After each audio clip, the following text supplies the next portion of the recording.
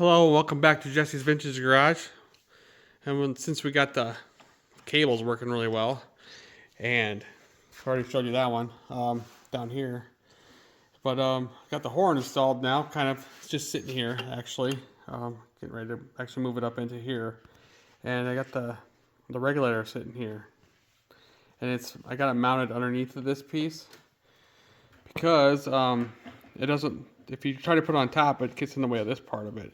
Now, there's a different bracket that was available before the horn, this trumpet horn came out. It doesn't have this big loop in it for the horn to mount onto, and it wouldn't have mattered if it was on top or not. But since this is a 54 and later horn, and actually it comes stock, like I was saying in a different video, it came stock now here in 56 with this bike. So we got it on here. Now this is not original horn. Had to buy a different one because I wanted to run 12-volt system. This is a 12-volt horn, and I could have went with an original bugle part, but I needed to have a special 12-volt actual horn over here. So I have it sitting here, kind of hooked up.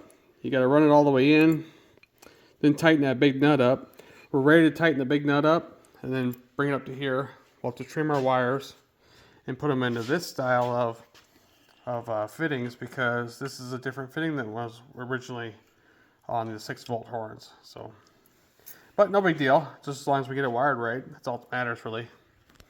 So we're gonna get ready to do all this stuff. We got the bugle part mounted here to the bracket with the rubber spacers and stuff here. There's a spacer in there and 2 rubber grommets that kind of like hook together going through this bracket. And then there's a cadmium washer on top, a cadmium bolt, 1038 CP, cadmium bolt. The head of the bolt's on top, and then the nut down here, according to the Palmer book. And got it routed back through here. It misses this. This is for the fuel line. We haven't hooked that up yet. And then the nut is right above the horn here. Now, if you remember back in the video when we were rebuilding this carburetor, kind of, I got a special drain bowl nut here that had a drain screw in the bottom here, and I can't get to that now, so it was kind of pointless getting that one. But these are kind of sweet. But if this would have been a custom bike, that'd have been a really sweet thing to have there. But yeah, with the horn being there, yeah, it's just totally irrelevant to have the fancy drain screw in there. Anyway, on to the other side, we got the horn wired in here, like so, and got the horn wire coming down through here, coming to the back. It just seemed like a better fit. And then I'm gonna put the bracket of the cover, the horn cover part, with the opening to the back here for it. Now I've seen it both ways. I've seen it to where it's like this, and I've seen it over here, but I just thought that the wire would be in the way of the choke lever here. It just makes more sense back here, and there's plenty of wire for it. So anyway, we got it right here. I got this I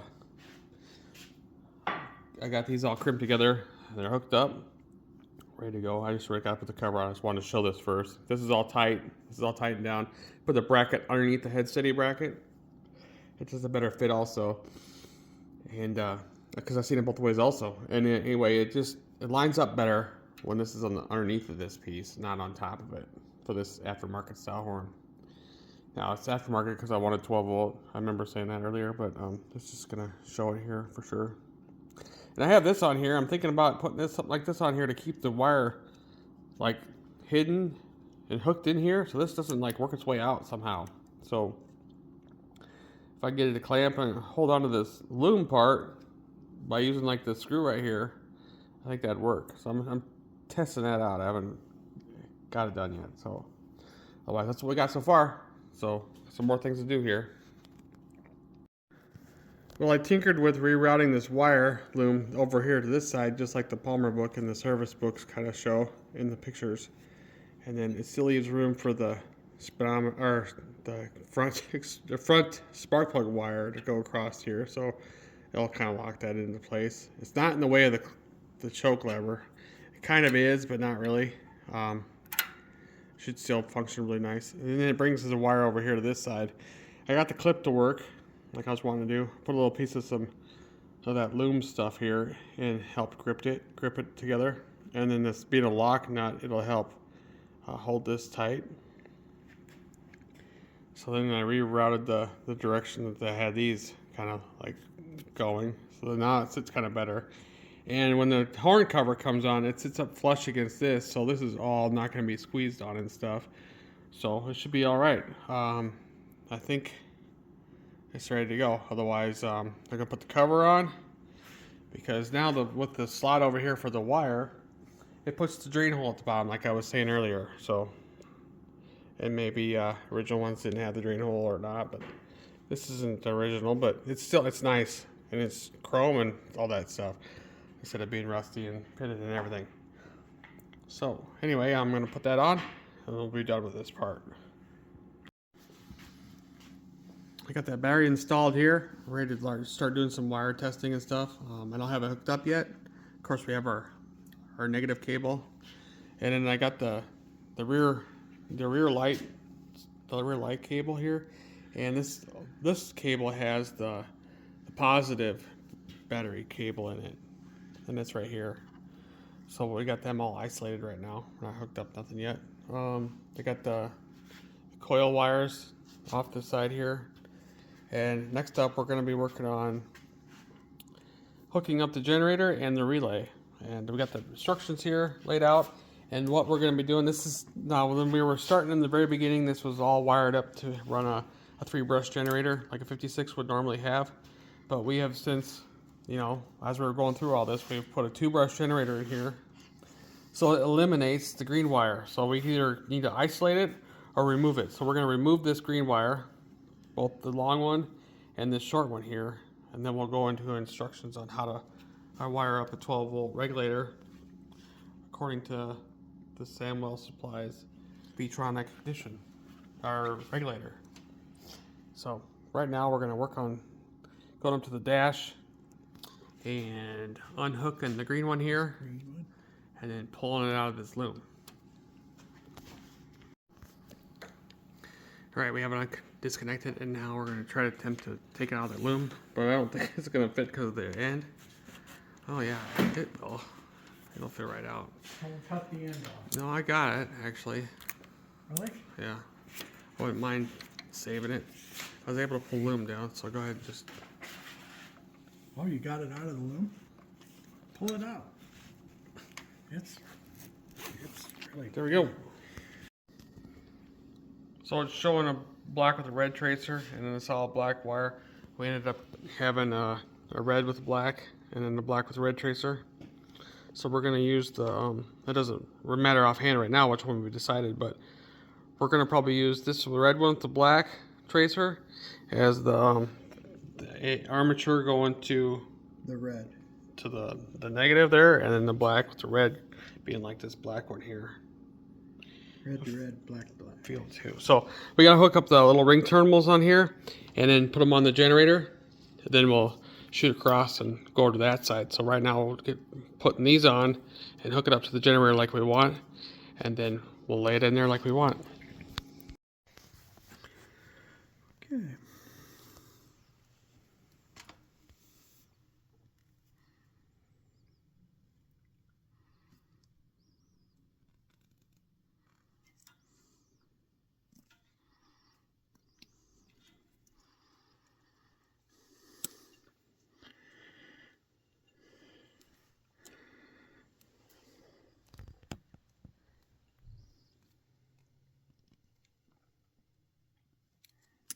It's tight.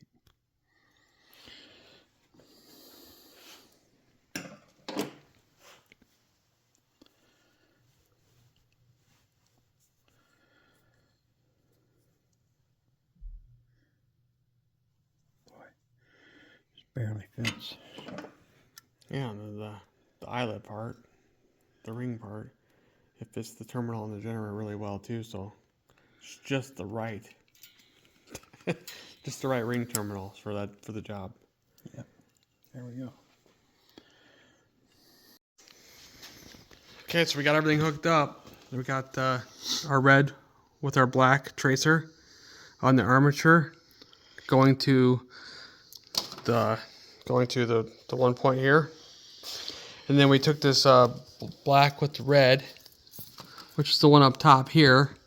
It's going across through the loom there and hooking up to this side of the regulator on this other side. So we come back through, and there's the one point where the red with black, and the black with white coming off the ignition switch top side, or hook up to that side. And on this side is our black with our red going to here, and then we have our red with our white going to this one, just like it shows here. So we have it all set up just right. And then I installed the clip. There's a little clip right here that holds the loom at the bottom of the leg here. And that one was a Colony part number. And that was 2450-1, an OEM 9979.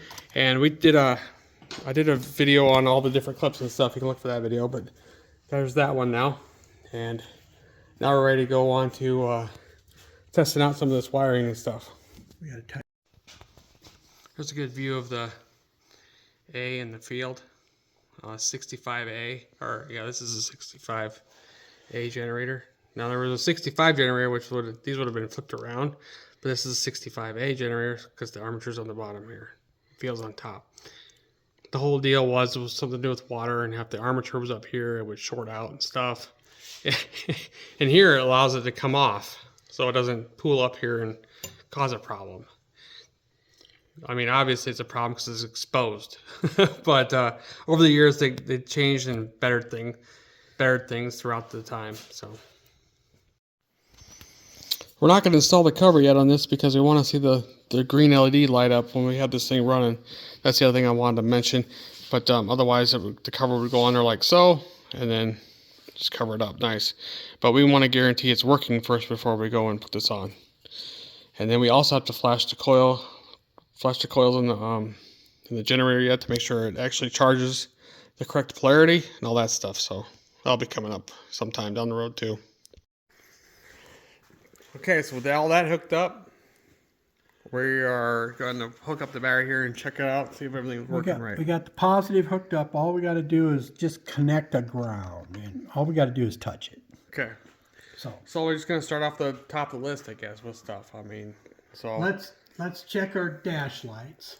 First up, okay, there's generator light. Yep. And down here is my green wire with the cap. Now if I touch this is where it hooks up, that other light up there should light up. And it does, see? Yep, it's saying there's an oil problem. Right there. There's an oil pressure, so yeah. There is no pressure yet, but it's not running. So this is how it's supposed to be. Yep. So that's how that is. So that's all working. Okay. Next question. The key is on, so now spotlights should work. Yep. There's the other one. Okay. All right, we should have a horn, right? Yep. That's on all the time, even if the key's off, or right. Switch is off. Yep, there we go. Okay. Then, now we didn't test your brake light. Now I can test the brake light right here with these two wires, but you have to touch. Yeah, you're connecting them too. You have to touch this. We just have it set right here. Yeah, you have to touch the one to the red, right? The red one.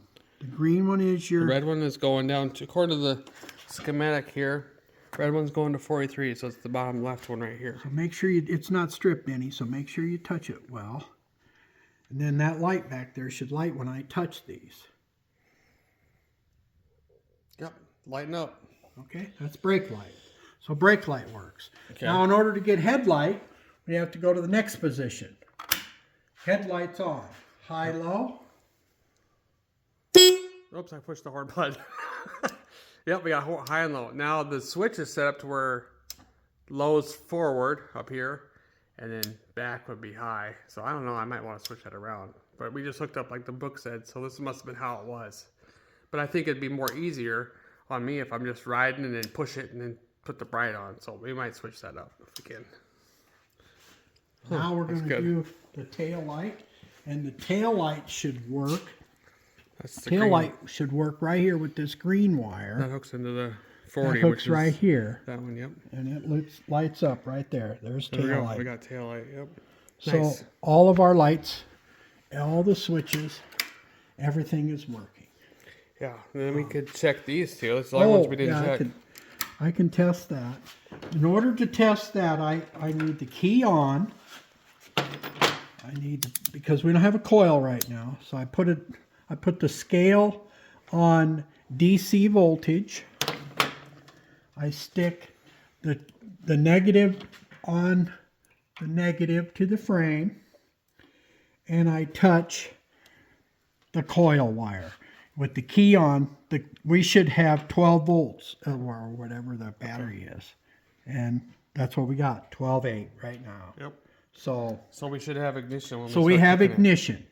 This is the points wire, and all that does is, this is the positive and this is negative. So all this does is the points go to ground as they open and close, makes and breaks ground, and that's what makes it the spark plugs fire. So yeah, this is the only part of electricity we got to do yet is put the coil in, hook up the cables, then all the electrical stuff's pretty much done. But we have to get the fender back and route this all through it before we start putting turbo ends on this. So this is just but now we know. Here. We know right now that all the wiring is good. Yeah, that's great. All right. Yeah. Well, this is going to probably end this segment because we're going to go on to other big things with this. And this was a big thing on its own. So I hope you enjoyed everything. And we'll see you again soon.